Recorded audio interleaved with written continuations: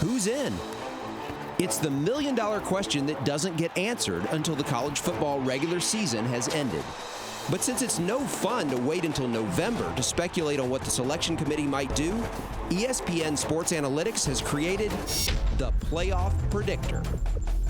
After analyzing the 4 previous seasons of committee rankings, we've identified 5 things that seem to have predictive value. The metric that is aligned most closely with the committee's selections is strength of record, which simply shows how impressive your record is given the schedule you played. 15 of the 16 playoff teams have been ranked in the top 4 of SOR on Selection Day. The only exception was the inaugural playoff when Ohio State got in over TCU. This one seems obvious given the committee's stated goal of selecting the 4 best teams, but it's not as important as you might think. FPI is our metric for how good teams are, and while the best team in FPI has reached the playoff every year, there's been less certainty beyond that.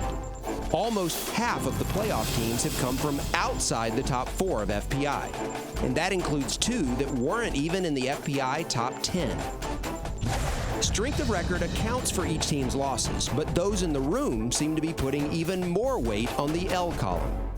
Every Power 5 team to get through November undefeated has been ranked in the committee's top 4, and that includes 3 teams that were outside the top 7 of FPI. Likewise, one-loss Power 5 teams have only been left out of the playoff for other one-loss teams, not yet for a 2-loss team. Yes, the committee has put a couple of non-champions into the playoff in recent seasons, but it still seems to give preference to conference champs if all else is equal. The surest formula for making the playoff has been winning a Power 5 conference with no more than 1 loss. The only time that failed was in 2014, when all 5 Power Leagues had a champion in that category, and the co-winners of the Big 12 were the odd men out. Whether it's independent status or Notre Dame status is hard to say because the Irish are the only independent to ever appear in the committee's rankings. What we know is that 8 times Notre Dame has been in that top 25 with fewer than 2 losses, and in all 8 of those weeks, the committee gave the Irish a better ranking than strength of record did. Notre Dame can't be a conference champion, but it might be looked upon more favorably than a team that failed to win its conference. So what do we do with this information?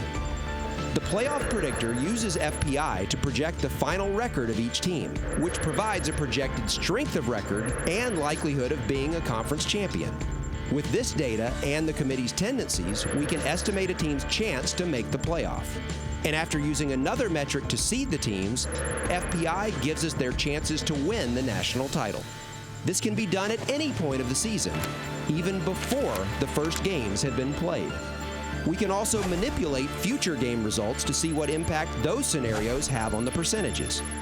Sure, it's a guess, but being based primarily on the committee's previous behavior, it's as educated of a guess as there can be in a game of hypotheticals.